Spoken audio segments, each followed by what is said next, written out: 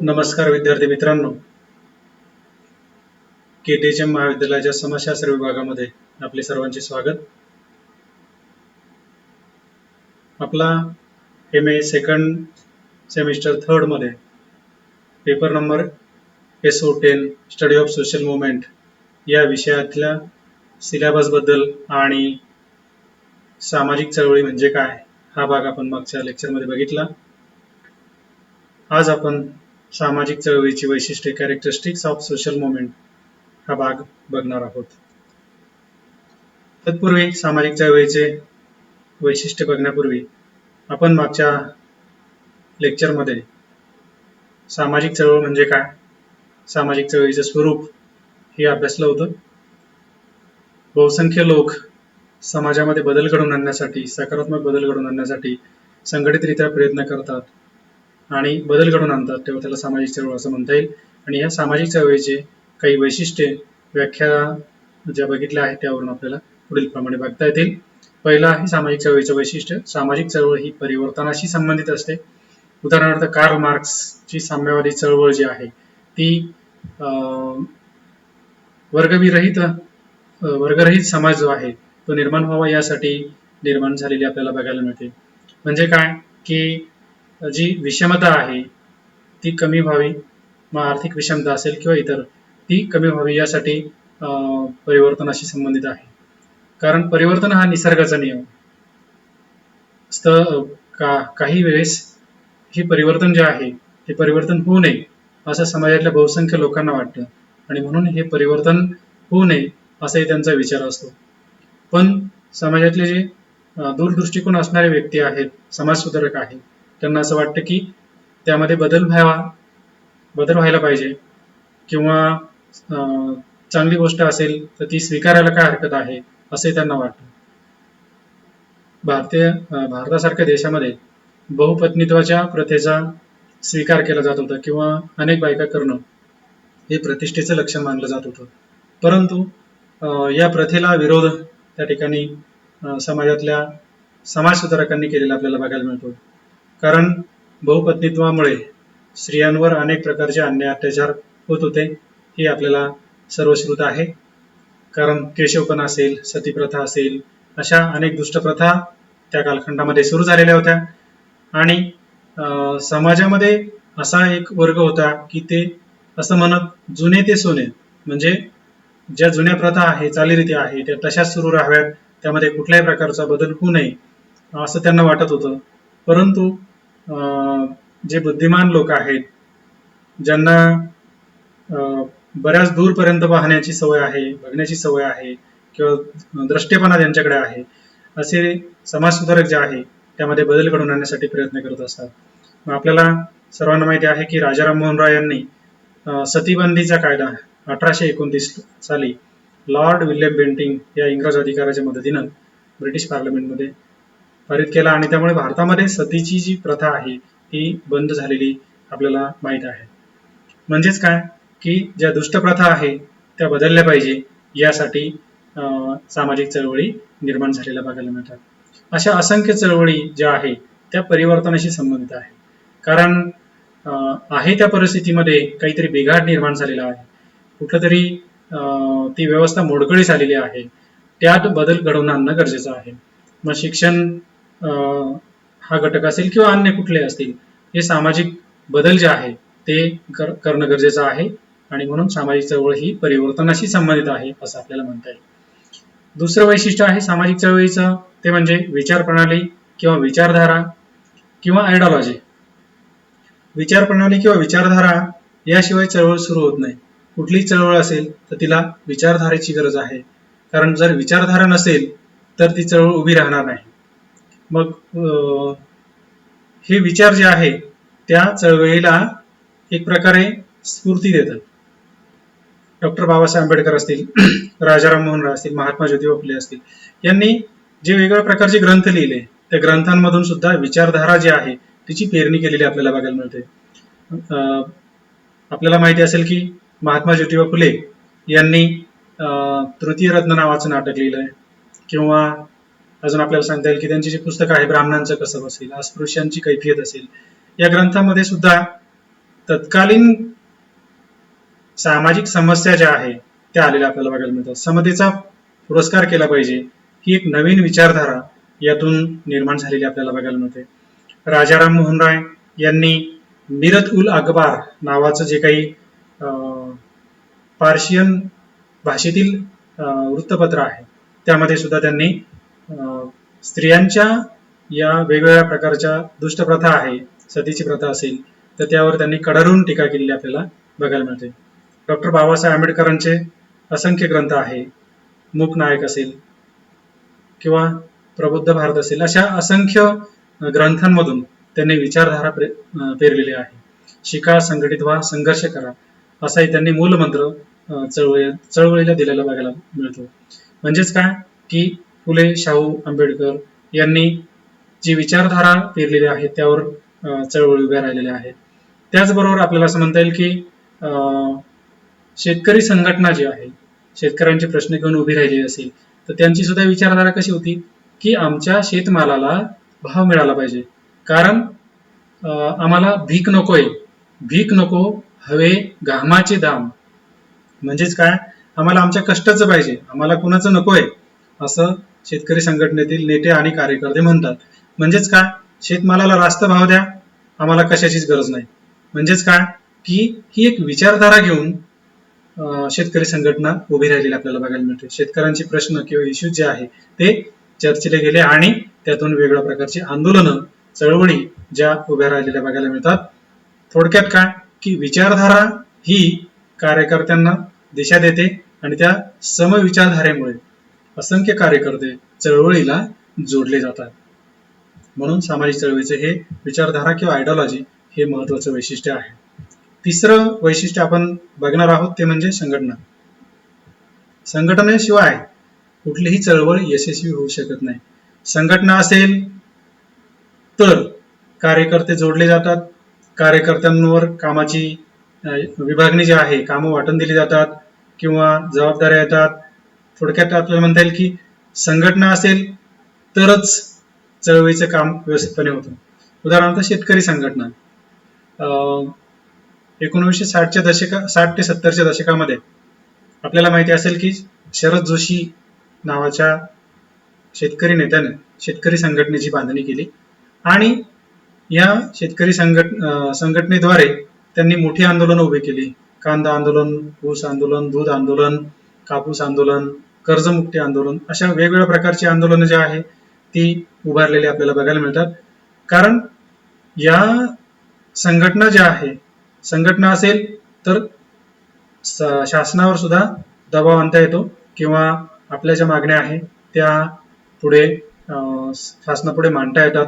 म्हणून शेतकरी संघटना यासारखी संघटना जी आहे ती उभी राहिली. त्यामुळे शेतकऱ्यांचे बरेचसे प्रश्न सुटले. अजूनही शेतकऱ्यांचे प्रश्न 100% सुटलेले आहेत असं नाही. आजही शेतकरी संघटना आहेत, स्वाभिमानी शेतकरी संघटना असेल किंवा इतरही छोट्या मोठ्या अनेक संघटना आहेत त्या उभ्या राहिलेल्या आपल्याला बघायला मिळतात. कामगार संघटना, कामगारांचे जे काही वेगवेगळे प्रश्न आहे, आपल्याला सगळ्यांना माहिती आहे की सध्या लॉकडाऊन आहे. लॉकडाऊनच्या कालखंडामध्ये अनेक कंपन्या बंद पडलेल्या आहेत, पण कामगारांना काही कंपन्यांनी अर्धाच पगार दिलाय किंवा कमी पगार दिलाय, काही ठिकाणी कामगारांना घरी बसायला लावलं. म्हणजे थोडक्यात काय की अशा प्रसंगी जगणं महत्वाचं आहे, उपजीविकेचा प्रश्न निर्माण झालेला आहे. अशा वेळेस संघटना या कामगाराच्या पाठीशी उभे राहतात आणि त्यामुळे त्यांच्या जे काही प्रश्न असतील ते प्रश्न सोडवण्याचा प्रयत्न त्या ठिकाणी करत असतात. नारायण मेघाजी लोखंडे या कामगार नेत्यानं भारतामध्ये पहिली कामगार संघटना मुंबईमध्ये स्थापन केली. तिचं नाव आहे बॉम्बे मिल्स हँड्स असोसिएशन आणि त्यामुळे कामगारांचे प्रश्न ब्रिटिश कालखंडामध्ये गिरण्यांमध्ये असणाऱ्या कामगारांचे प्रश्न सोडवले गेलेले आहेत. सविस्तर आपण पुढे बघणारच आहोत, परंतु संघटना या चळवळी उभ्या करण्याचं काम त्या ठिकाणी करत असतात. नंतर आपण चळवळीसाठी नेतृत्वाची गरज आहे, लिडरशिप. आता नेता किंवा नेतृत्व कसं असलं पाहिजे तर ते सर्व समावेशक असलं पाहिजे, सर्वांना बरोबर घेऊन चालणार असलं पाहिजे, तरच त्या ठिकाणी चळवळ उभी राहते. आता आपल्याला महत्वाचा मुद्दा या ठिकाणी सांगायचा आहे की चळवळीचा नेता हा महत्वाकांक्षी असला पाहिजे किंवा बुद्धिमान असला पाहिजे, त्यानंतर वाक्चातुर्य असलं पाहिजे त्याच्याकडे. म्हणजे ही कौशल्य जर त्याच्याकडे असतील तर निश्चितच त्याचा विकास जो आहे तो वेगाने होऊ शकतो. म्हणून नेतृत्व चळवळीला आवश्यक आहे. नेतृत्व जर भरभक्कम असेल तर निश्चित चळवळ यशस्वी होण्याचे चान्सेस किंवा चळवळ यशस्वी होण्याचे प्रमाण जे आहे ते जास्त आपल्याला बघायला मिळतं. कारण नेतृत्व जेवढं प्रभावी तेवढी चळवळ प्रभावी बनते आणि ती यशस्वी होत असते. आताच मागाशी आपण उल्लेख केला शेतकरी संघटनेचा शरद जोशींचा. शरद जोशीने असंख्य आंदोलनं केली आणि त्याची देश पातळीवर नाही तर जागतिक स्तरावर सुद्धा नोंद घेतली गेली. मगाशी सांगितल्याप्रमाणे कांदा आंदोलन, तंबाखू आंदोलन, ऊस आंदोलन किंवा कर्जमुक्ती आंदोलन, दूध आंदोलन या सगळ्या आंदोलनांमध्ये शरद जोशींनी पुढाकार घेतला. त्यांना अटक झाली आणि शेतकऱ्यांच्या पाठीशी ते खंबीरपणे उभे राहिले असे आपल्याला म्हणता येईल. नारायण मेघाजी लोखंडे यासारखं नेतृत्व होतं आणि या नेतृत्वानं ब्रिटिश कालखंडामध्ये एकदम शांततामय मार्गाने कामगारांच्या अनेक मागण्या ज्या आहेत त्या पूर्ण करून घेतलेल्या आपल्याला बघायला मिळतात. म्हणजे कामाचे तास किती असले पाहिजे, त्यानंतर दुपारी जेवणाची सुट्टी असली पाहिजे, रविवार सुट्टी असली पाहिजे, महिन्याचा पगार 15 तारखेच्या आत झाला पाहिजे, असे असंख्य जे प्रश्न आहे नारायण मेघाजी लोखंडे या कामगार नेत्यानं त्या ठिकाणी ब्रिटिश पार्लमेंट कडून, गिरणी मालक संघाकडून त्या ठिकाणी मान्य करून घेतले आणि त्यामुळे कामगारांच्या जीवनामध्ये एक प्रकारे नवचैतन्य निर्माण झालेलं आपल्याला बघायला मिळतं. त्यानंतर आपण बघणार आहोत की सामाजिक कृती किंवा भावना. कुठल्याही प्रकारच्या चळवळीसाठी कृतीची आवश्यकता आहे. कृती किंवा ऍक्शन असल्याशिवाय त्या ठिकाणी चळवळ यशस्वी होणार नाही. मग समजा आपलं म्हणणं मांडायचं असेल तर त्यासाठी महात्मा गांधींचा जो मार्ग आहे, उपोषण असेल, संप असेल, यासारखा शांततामय मार्गाने सुद्धा त्या ठिकाणी आंदोलनं जे आहे ती उभी राहतात, चळवळी उभ्या केल्या जातात आणि कधी कधी मोर्चे असतील, घेराव घालणं असेल, अशा वेगवेगळ्या प्रकारच्या कृती किंवा ऍक्शन ज्या आहे त्याही केल्या जातात. पण अशा वेळेस कायदा आणि सुव्यवस्था बिघडू नये याची जबाबदारी नेतृत्वावर असते. म्हणून नेतृत्व हे प्रभावशील असलं पाहिजे, सर्वांना बरोबर घेऊन चाललं पाहिजे आणि या सामाजिक कृतीतून समाजाचं नुकसान होता कामा नये याची भावना त्या ठिकाणी असली पाहिजे. कारण सामाजिक कृती या कधी कधी जो आपल्याबरोबर मोर्चाला आलेला सगळा समुदाय आहे तो कधी कधी अतिशय आक्रमक होऊ शकतो किंवा काहीही होऊ शकतं. त्यामुळे सामाजिक कृती किंवा भावनांना आवर घालणं हे सुद्धा नेतृत्वाला जमलं पाहिजे आणि अशा वेळेस संपूर्ण समुदाय जो आहे तो कंट्रोलमध्ये सुद्धा करता आला पाहिजे. त्यानंतर पुढचं वैशिष्ट्य आपण बघणार आहोत चळवळ आणि प्रतिचळवळ. चळवळ आणि प्रतिचळवळ यांचा जवळचा संबंध आहे. समाजामध्ये एखादा बदल घडून यावा यासाठी चळवळ उभी राहते, बरोबर आहे. पण समाजामध्ये असा बदल होऊ नये यासाठी सुद्धा दुसरी चळवळ उभी राहते, त्याला प्रतिचळवळ असं म्हणतात. उदाहरण जर घ्यायचं झालं तर समजा जमीनदारी प्रथा जी आहे तिचं निर्मूलन व्हावं, कुळांनाही जमीन मिळाली पाहिजे. म्हणजे उदाहरणार्थ भाऊसाहेब हिरे हे महाराष्ट्राचे महसूल मंत्री असताना कसेल त्याची जमीन आणि राहील त्याचं घर अशा प्रकारचा कायदा करण्यात आला आणि त्यामुळे असंख्य कुळांना जमीनदाराच्या जमिनी मिळाल्या. मग आता या जमिनीची जी चळवळ होती या चळवळीला पाठिंबा देणारे काही लोक होते, परंतु जमीनदारांना ही चळवळ उभी राहू नये किंवा हा कायदा होऊ नये असं वाटत होतं, म्हणून ते प्रति चळवळ करत होतं. म्हणजे थोडक्यात काय, चळवळ वर्सेस प्रति चळवळ अशा प्रकारच्याही गोष्टी आपल्याला समाजामध्ये बघायला मिळतात.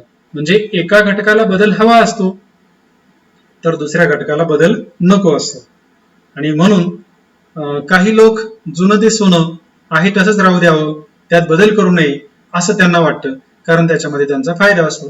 तर कधी कधी प्रतिचळवळ म्हणजे काय, म्हणजे बऱ्याचदा काय होतं की चळवळ ही सकारात्मक बदल व्हावा यासाठी असते, प्रतिचळवळ म्हणजे ती होऊ नये यासाठी असते. थोडक्यात आपल्याला सांगता येईल की चळवळ वर्सेस प्रतिचळवळ हाही मुद्दा आपल्याला बघता येईल. चळवळीमध्ये पुढचं वैशिष्ट्य आपल्याला बघता येईल म्हणजे काय की असंस्कृत मार्गांचा अवलंब. आता सुसंस्कृत आणि असंस्कृत असे दोन शब्द आहेत. सुसंस्कृत म्हणजे समाजमान्य मार्गाने चळवळी ज्या आहेत त्या उभारल्या जातात. उदाहरणार्थ अर्ज करणं, विनंत्या करणं, बरोबर की नाही, निवेदन देणं, हा सुसंस्कृत मार्ग झाला. आपल्या मागण्या पूर्ण करण्यासाठी हा सुसंस्कृत मार्ग झाला. पण बऱ्याचदा असंस्कृत मार्ग सुद्धा त्या ठिकाणी अवलंबले जातात. उदाहरणार्थ सार्वजनिक मालमत्तेची नासधूस करणं, किंवा रास्ता रोको करणं, किंवा निरपराध लोकांना अडचणीत आणणं, वाहनांवर दगडफेक करणं, म्हणजे थोडक्यात काय की जाळपोळ करणं, या असंस्कृत मार्गांचा अवलंब बऱ्याचदा चळवळीमध्ये होतो.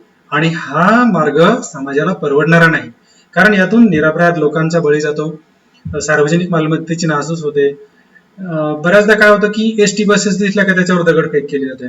आता एसटी कोणाची? तुमची, आमची, आपल्या सगळ्यांची, देशाची, समाजाची. आणि ही मालमत्ता सार्वजनिक मालमत्तेचं नुकसान करतं म्हणजे काय? आपण आपलंच नुकसान करतोय. बऱ्याचदा काय होतं की अशा असंस्कृत मार्गांमुळे सार्वजनिक मालमत्तेची नासधूस होतेच, पण शांतता सुव्यवस्था बिघडली जाते. आणि त्यामुळे या असंस्कृत मार्गांचा सुद्धा किंवा असंस्कृती मार्गांचा अवलंब केल्यामुळे बऱ्याचदा काय होतं की चळवळी अपयशी सुद्धा होऊ शकतात. कारण कायदा सुव्यवस्था बिघडली की पोलीस यंत्रणा त्यांच्यावर ताण निर्माण होतो, आणि मग अटक सत्र किंवा अनेक प्रकार जे आहे ते सुरू होताना आपल्याला बघायला मिळतात.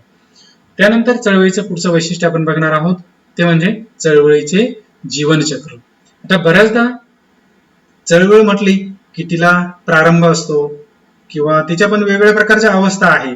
सुरुवातीची अवस्था, नंतरची अवस्था आणि शेवटची अवस्था. तर बऱ्याचदा काय होतं की काही चळवळी एकदम जोमात असतात सुरुवातीला, नंतर मध्ये मध्ये मग कार्यकर्त्यांमध्ये पण जोश नसतो. मग अशा वेळेस काय होतं की त्या चळवळी एकदम शांत होतात, थंड होतात. कधी कधी चळवळी ज्या आहे त्या यशस्वी पण होतात, काही चळवळी ज्या आहे त्या नैराश्य आल्यामुळे मोडकळीस येतात किंवा चळवळी थांबतात, काही चळवळी अपयशी पण ठरतात, असे आपल्याला बघायला मिळतं. म्हणजे चळवळीचं जीवनचक्र जे आहे ते सुद्धा आपल्याला या ठिकाणी बघावं लागतं. कारण कधी कधी चळवळ विशिष्ट मागण्यांसाठी होते आणि त्या मागण्या पूर्ण झाल्या की चळवळी थांबतातही. पण बऱ्याचदा काय होतं की या चळवळी ज्या आहे त्याचं जीवनचक्र जे आहे ते ठरलेलं असतं. त्यानंतर पुढचं आहे आपण वैशिष्ट्य, ते म्हणजे तुलनात्मक दैन्य. समाजामध्ये कार्ल मार्क्सच्या भाषेमध्ये बोलायचं झालं तर संपत्ती असणारा आणि नसणारा असा दोन वर्ग आहे. तर इतरांपेक्षा आम्हाला कमी मिळतंय, इतरांपेक्षा आमचे हक्क कमी आहेत, अधिकार कमी आहेत, असं जेव्हा समाजातल्या लोकांना वाटतं त्यावेळेस हे दैन्य, दारिद्र्य हे सुद्धा चळवळीचे कारण ठरू शकतं. हे सुद्धा वैशिष्ट्य आहे. म्हणजे काय की समजा दोघ जण जेवायला बसले, शेजारी बसलेत, पण एकाच्या ताटामध्ये वेगळे पदार्थ आहे आणि दुसऱ्याच्या ताटामध्ये वेगळे पदार्थ आहेत. तर त्यावेळेस तुलना होते. एक प्रकारे ही जशी तुलना आहे तशी समाजामध्ये आर्थिक, सामाजिक, शैक्षणिक अशा वेगवेगळ्या प्रकारची तुलना जी आहे ती होताना आपल्याला बघायला मिळते. म्हणून तुलनात्मक दैन्य ही महत्वाचं वैशिष्ट्य आपल्याला या ठिकाणी सांगते. चळवळीची ही जी वैशिष्ट्य जर बघितली तर यामध्ये निराशा, दैन्य हे एक महत्वाचं कारण आपल्याला या ठिकाणी सांगता येईल, हे वैशिष्ट्य. अशा प्रकारे आपण सामाजिक चळवळीची विविध वैशिष्ट्य बघितली. पुढील व्हिडिओमध्ये आपण पुढचा भाग बघूया. तोपर्यंत थांबूया. धन्यवाद.